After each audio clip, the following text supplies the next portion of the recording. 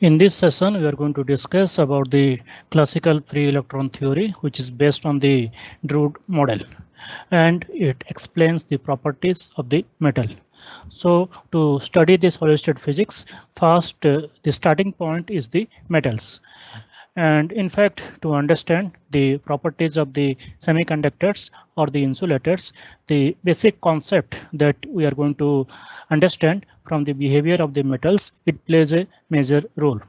So the first starting point is the properties of the metals, and metals show a variety of unique properties. All of us know that they are having high electrical conductivity. Just now in the previous class, we saw that it is having a conductivity of the order of 10 to the power 6 ohm inverse meter inverse, and at the same time they are having very high thermal conductivity. The metals are ductile, they are malleable, and they exhibit some kind of metallic luster. So the first study on the behavior of the metals was performed by Drude in the year 1900, and this was just after the discovery of the electrons by J.J. Thomson in the year 1897. And this Drude model is based basically on the highly successful kinetic theory of gases. This is the classical kinetic theory of gases, which is based on the Maxwell-Boltzmann distribution. And in the classical free electron theory, the electrons are assumed to be analogous to the collection of the atoms or molecules of an ideal gas. So schematically, so here we can see there is a solid, and inside this the circles, they are representing the ionic codes, and inside this the electrons are free to move, but they cannot come out of the solid. And during this motion, they undergo repeated collision and scattering with the ions as well as with each other. So these things are going to be treated in the assumptions that we will study in the Drude model. But before that, let us have an idea about the number density, which is very, very important. What is the number of atoms per unit volume in the classical ideal gas, and what is the number of the number of electrons per unit volume in case of the metals? Because here we are treating the metals as analogous to the ideal gas, and we are calling it as the electron gas or the free electron gas. So the first thing is to calculate the number of atoms per unit volume in a classical ideal gas, and then to find out the number of electrons per unit volume in a typical metal, and then compare those two numbers. So in an ideal gas, we know that under the standard temperature and pressure, 22.4 liters of an ideal gas, they contain Avogadro number of atoms, that is 6.023 into 10 to the power 23. So 22.4 liter contains this many atoms, so we can easily calculate. So this liter can be converted into centimeter cube, that is ml, that is 22,400 ml, contains 6.023 into 10 to the power 23 atoms. So per unit centimeter cube of volume of an ideal gas, it contains roughly 10 to the power 19 atoms. So this is the number density of the atoms in an ideal gas. Next task is to take an example of any metal. For example, we can take the copper, and we know that mostly copper exists with a valency of +1. And if we know the density of copper and the molecular weight or the atomic weight of the copper, then we can find out the number of electrons per unit volume in a copper metal. And always we are discussing about the free electrons. The moment I tell electrons means in case of metals, I am always referring to the free electrons. So each copper atom has one free electron. So with this, let us try to calculate the number of electrons per unit volume in copper metal. We know that the atomic weight of copper is 63.546. So 63.546 grams of copper will contain the Avogadro number of copper atoms, that is 6.023 into 10 to the power 23 atoms. So 1 gram of copper will contain around 9.5 into 10 to the power 21 atoms. Again, we know that the density of copper is 8.96 gram per centimeter cube. That means 8.96 gram of copper correspond to 1 centimeter cube. So we can convert this because we know that 1 gram of copper contains this many atoms. So 8.96 gram of copper will contain 8.4 into 10 to the power 22 atoms. And if we assume the valency of copper to be +1, which is the case in most of the compounds it forms, like cuprous oxide. So that means the copper is having only one valence electron. So there are this many atoms in 1 centimeter cube. So the number of electrons per unit volume in copper is 8.4 into 10 to the power 22 per centimeter cube. So roughly we can say for all the metals, the number of free electrons per unit volume, that is per unit centimeter cube, is 10 to the power 22. Whereas for the ideal gas, the number is around 10 to the power 19.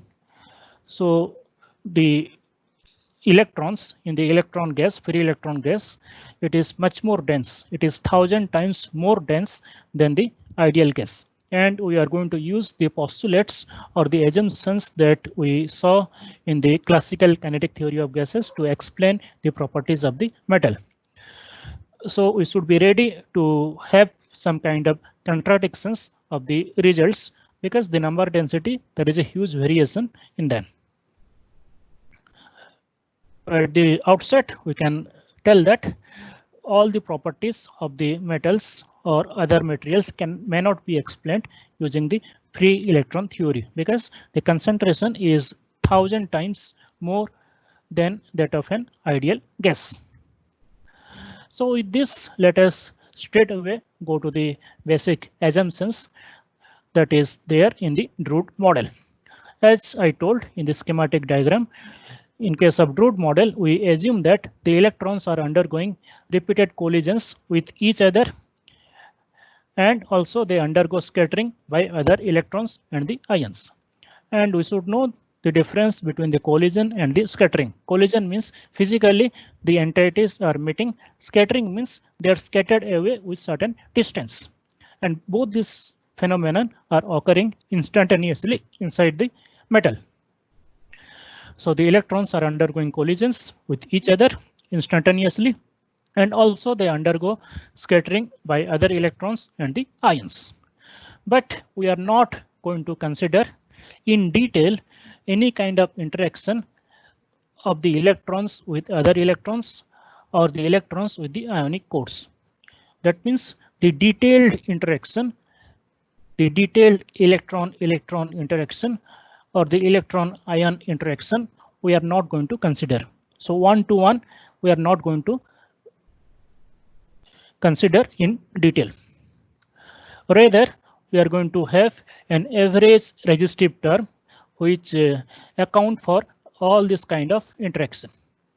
We are going to introduce one resistive term which is an average parameter which will include this electron-electron and the electron-ion interaction. And like the classical kinetic theory of the gases, we are going to introduce the collision time or the mean free time between the collisions, tau. And this is independent of the initial position and the velocity of the electrons. So tau sometimes is also referred to as the relaxation time. So this mean free time between the collisions is independent of the velocity and the position of the electrons. And the electrons inside this free electron gas, they attain equilibrium with their surroundings through the repeated collisions with the other electrons. And using this Drude model, we are trying to explain the properties of the metal.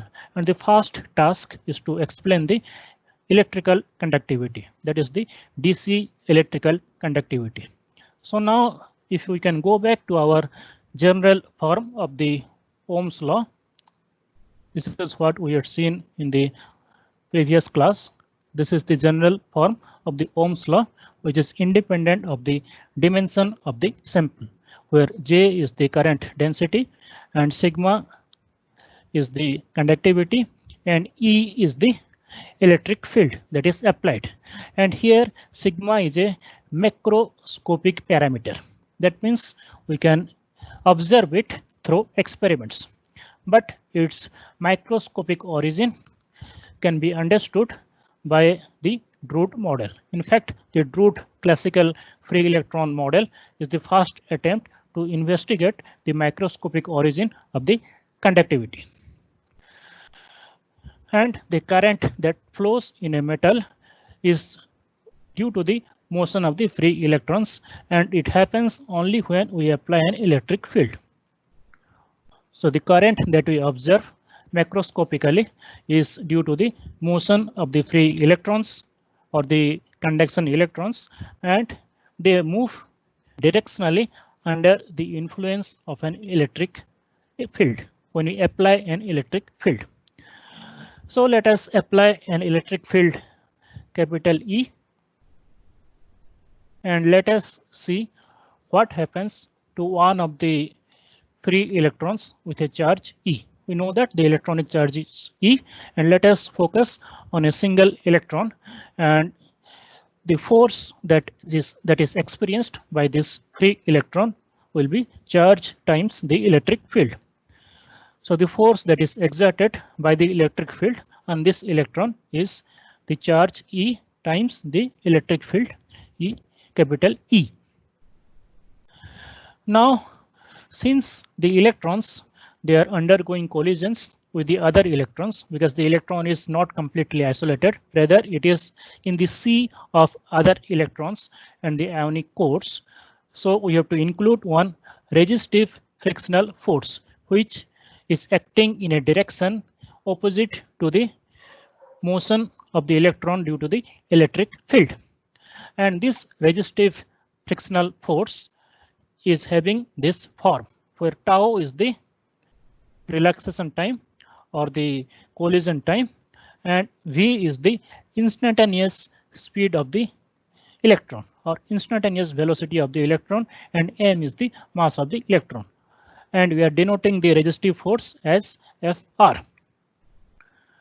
Now we can write the corresponding equation of motion, and from the Newton's law of motion, we know that the rate of change of momentum is equal to the total force that is experienced by the body. So here m dv by dt is the rate of change of momentum, and as I told, the resistive force is going to act in a direction opposite to the electric field. So that's why there is a negative sign here. So this is the force exerted by the electric field, and this is the force due to the average interaction between the electron and the electron and the electron and the ion. So this is the equation of motion. But we know that this system is going to equilibrate. That means the system is going to attain the steady state. This system is going to attain some kind of steady state. And what does it mean? Under steady state, the acceleration is 0. When we plot a graph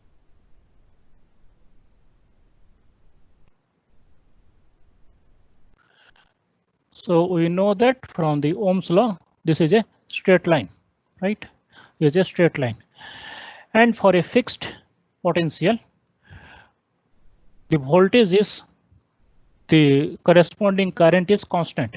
Even though we fix the potential for certain duration of time, initially the current increases, then it becomes saturated. It does not keep on increasing gradually. After certain time, it gets saturated. That means the system attains the steady state. Under that condition, the acceleration is 0, and that's why this term dv by dt, which is the acceleration term, is going to be 0. So under the steady state condition, the acceleration is 0. That means dv by dt is 0, and we can equate the terms and we can obtain an expression for the instantaneous velocity, which was instantaneous velocity. The expression is E tau by m into the electric field, and this velocity is after certain time, and this velocity is the saturated velocity, or we call it as the steady state velocity, or terminal velocity, or the drift velocity. So this velocity is the final velocity of the electron after certain time, after the application of the electric field. So this steady state velocity is also termed as the drift velocity, and since the charge of the electron is negative, so you have to replace E with minus E, and we can get a standard expression for the drift velocity, that is Vd is equal to minus of E tau by m into capital E, where capital E is the electric field, tau is the collision time or relaxation time, and E and m are the charge and mass of the electron. So now we know that this drift velocity from this equation, we see that it is going to act in a direction opposite to the direction of the electric field. The direction of this drift velocity is opposite to the direction of the electric field because of this negative sign. So schematically we can show it here. So this is the solid sample. This is the solid sample, and we are applying an electric field. So the electric field direction is from higher potential to the lower potential. So this is the direction of the electric field, and as a result, the electrons will drift in a direction opposite to the direction of the electric field. So this is the direction of the drift velocity, and we'll see that the current is flowing in the direction of the electric field. And the value of the drift velocity we can calculate, and it comes out to be around 10 to the power minus 2 to 10 to the power minus 1 meter per second. Whereas the random thermal speed of the electron is around 10 to the power 4 to 10 to the power 6 meter per second. So here I am using the term speed because this randomness doesn't have any kind of direction. So the random motion always it is associated with a speed, whereas this drift velocity is always directional. That's why we are putting this vector symbol, and you are calling it as drift velocity, whereas this one we are calling it as the thermal speed.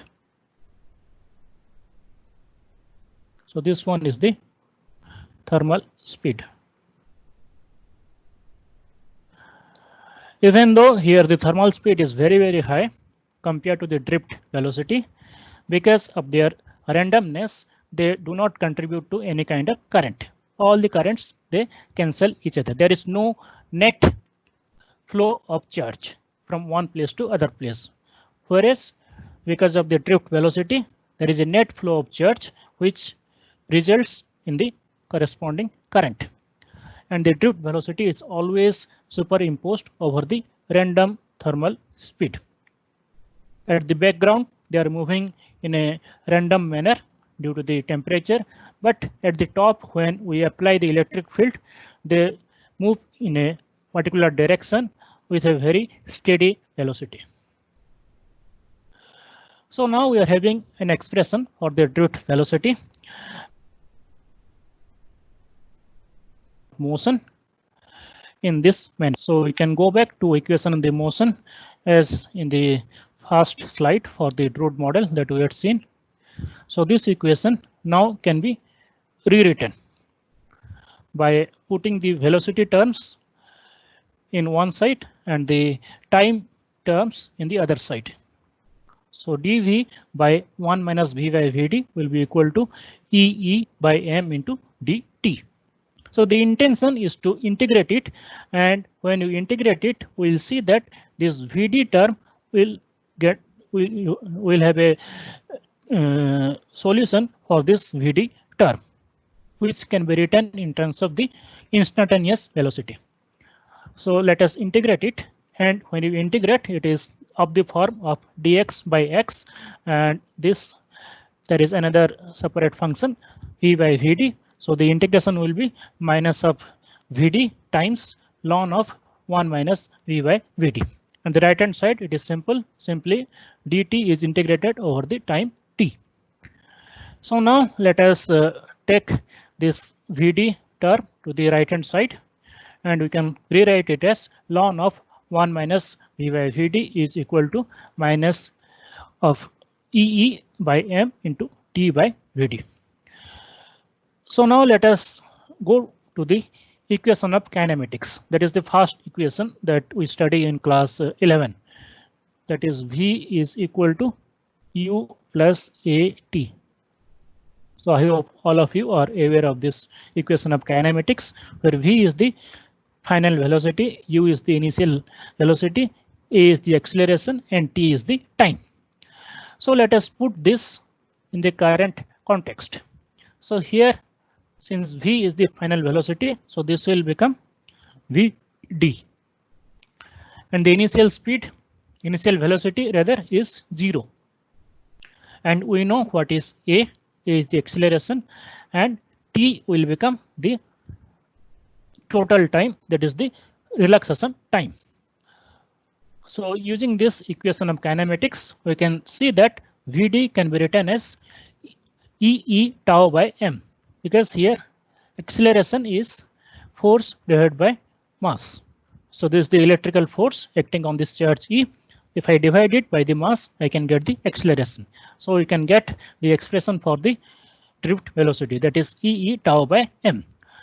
Or in fact, we can rewrite it to get an expression for tau. So tau is now mvd by E into E. So now we can put this value of tau. This value of tau can be put here, because here also this mvdee factor is there, and that is 1 by tau. So this can be written as minus of t divided by tau, right? So we can rewrite this equation as ln of 1 minus v by vd is equal to minus of t by tau. And we can take exponential on both the sides. We can take exponential on both sides. If we do that, then the left hand side becomes 1 minus v by vd. The right hand side is exponential minus t by tau. And we can rearrange the terms, and we can get the expression for the instantaneous velocity in terms of the drift velocity. So you should understand here v is a function of time, whereas vd is the final saturated velocity. It is not going to change with time, whereas v is going to change with time. So v is equal to vd times 1 minus exponential minus t by tau. So here is the time factor. This is the expression for the instantaneous velocity of the free electron under the influence of an electric field as a function of time. Now if I plot this function, suppose if I plot this ratio v by vd with respect to time t, and because of this exponential factor, we'll see that this plot will look something like this. With this point, at this point, the drift velocity is equal to the speed of the electron. So as you can see, initially the speed is increasing, then it saturates after certain time t. After this, there is no further increase in the speed of the electron, and this particular point is called as the drift velocity, and this one is the average time to attain this drift velocity, and that is called as the relaxation time. So this relaxation time can be measured experimentally through cyclotron resonance experiment, and this value comes out to be around 10 to the power minus 14 second for the typical metals. So from this graph, we can see that at time t equal to 0, the velocity is 0, and at very long time, at t is equal to infinity, the speed is equal to the drift velocity, that is Vd. So now we can get an expression for the current density, that is J can be written as NeVd. Earlier also we had seen this expression. So here Vd is the final velocity of the electron under the influence of the electric field. And we know the expression for the drift velocity. So we know that Vd is equal to how much? E tau by m, right? So Vd is equal to E tau by m. So this expression can be written as Ne square tau by m into capital E, which is equal to sigma times capital E. So if we compare this with this sigma E is coming from the Ohm's law. We know that J is equal to sigma E. So if we compare the expression that we obtained using the Drude model and the Ohm's law, then we can get an expression for the electrical conductivity. So that is sigma is equal to Ne square tau by m. And in this expression, you already know the value of tau, that is 10 to the power minus 14 second. And n also we saw in the initial discussion, that is the electron density in the metals. It is roughly 10 to the power 22 per centimeter cube, or we can write it in meter cube as 10 to the power 28 per meter cube. And we know the charge of electron is 1.6 into 10 to the power minus 19 coulomb SI unit, and the mass of electron is 9.1 into 10 to the power minus 31 kg. So if I put all these values, the charge of the electron, the mass of the electron, the value of the relaxation time in seconds, and the electron density in per meter cube, then we can get a number for conductivity for the metals, and that comes out to be around 10 to the power 6 ohm inverse per meter inverse. So this is the experimentally observed. So this number matches very well with the experimentally observed results. So Drude model can nicely explain the observed high conductivity of the metals. In fact, in this expression for the sigma, we can replace this factor with mu. Mu is called as the mobility of the electrons. So mu can be written as E tau by m, which gives you an idea about how freely the electron can move inside the solid. And the unit of mu is centimeter square per volt per second. And from the expression for the drift velocity, we can rewrite this as Vd by E. So this is also defined as the drift velocity per applied electric field. It is the drift velocity per unit applied electric field. So our next task is to little bit go into the AC conductivity that we'll do in the next section.